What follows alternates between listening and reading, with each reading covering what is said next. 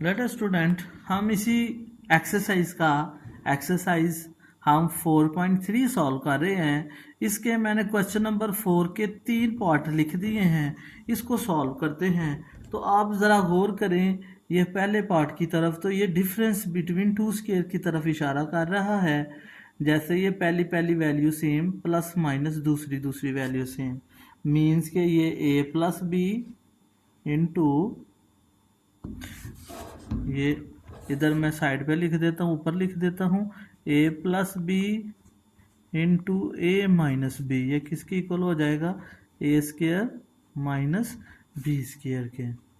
तो ये formula difference between two square का होता है। पहला पहला नंबर सेम, बीच में प्लस माइनस, दूसरा दूसरा नंबर सेफ तो सेम होते हैं। तो ये पहले का स्केयर माइनस दूसरी, इधर भी यही है, पहला पहला नंबर सेम, बीच में प्लस माइनस, दूसरा दूसरा नंबर सेम। तो ये भी डिफरेंस बिटवीन टू स्केयर है। ये ए तस्वर कर लें, इसको बी तस्वर कर लें, तो फिर ये क्या आ जाएगा? ये बन जाएगा 3 का square minus under root of 3 का स्केयर। तो यहाँ पे 3 का स्केयर 9, और यहाँ स्केयर और स्केयर रूट कट के सिंपल 3, और 9 में से 3 निकालेंगे तो 6। ये इसका आंसर आ गया। यहाँ पे जो फॉर्मूला यूज होगा वो a प्लस बी का होल स्केयर है। a प्लस बी का whole square is equal to A square plus B square plus 2ab।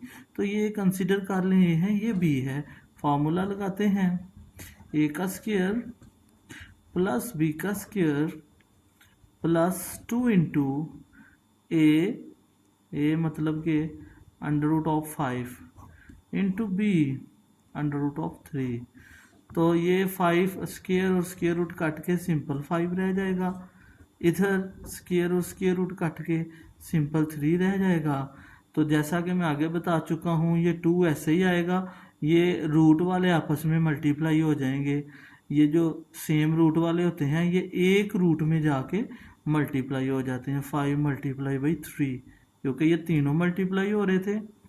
2 ऐसे रह जाएगा, ये दोनों पे रूट है, एक ये 5 है, ये 3 है, दोनों मल्टीप्लाई हो जाएंगे।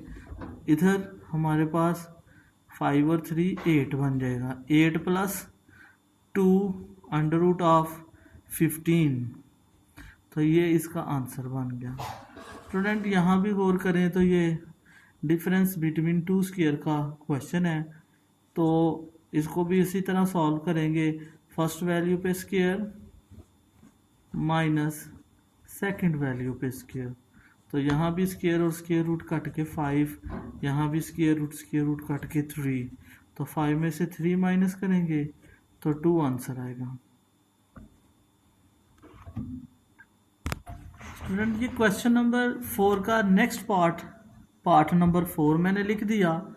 तो यहाँ भी गौर करें तो डिफरेंस बिटवीन टू स्केयर है, पहली वैल्यू सेम प्लस माइनस दूसरी वैल्यू सेम। तो ये किसके बराबर हो जाएगा? पहली वैल्यू का स्केयर माइनस दूसरी वैल्यू का स्केयर।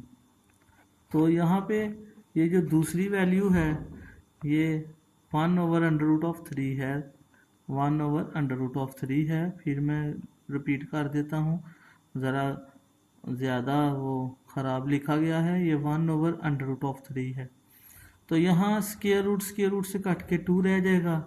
यहाँ भी स्केयर रूट जो है स्केयर रूट से कट के 3 रह जाएगा। तो इनका एलसीएम लेंगे तो जिसके नीचे कुछ ना हो 1 हो जाता है। 3 और 1 का टेबल पढ़ेंगे, 3 टाइम 3 आएगा, 3 2 जार 6।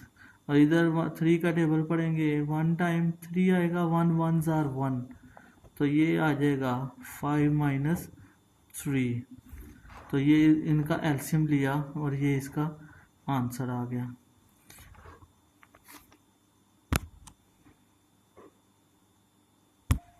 फ्रेंड इसका आखिरी क्वेश्चन है, बल्कि इस एक्सरसाइज का आखिरी क्वेश्चन है जो मैंने लिख दिया है। ये एक्सरसाइज 4.3 है, उसका क्वेश्चन नंबर 4 उसका आखिरी पार्ट लिखा है। तो इसमें काफ़ी लंबा क्वेश्चन है। तो आप इसमें ये देखें कि पहले जो 2 नंबर हैं, पहले 2 नंबरों में डिफरेंस बिटवीन 2 ब्रैकेट्स में डिफरेंस बिटवीन टू स्केयर नज़र आ रहा है, तो इन दोनों में डिफरेंस बिटवीन टू स्केयर लगा दें। पहली का स्केयर माइनस दूसरी का स्क्वायर और ब्रैकेट लगाएं। आगे वाली दोनों ब्रैकेट्स को लिख दें, एक्स प्लस वाई और यहाँ पे X square plus Y square. फिर देखें ये स्क्वायर स्क्वायर रूट से कट गया, स्क्वायर स्क्वायर रूट से कट गया, इधर एक्स माइनस वाई और यहाँ पे एक्स प्लस वाई और यहाँ पे आ जाएगा x square plus Y square. अब नेक्स्ट टू पे देखें, फिर डिफरेंस बिटवीन टू स्क्वायर लग रहा है, तो फिर डिफरेंस बिटवीन टू स्क्वायर लगा दें, x square minus y square और ये आ जाएगा x square plus Y square.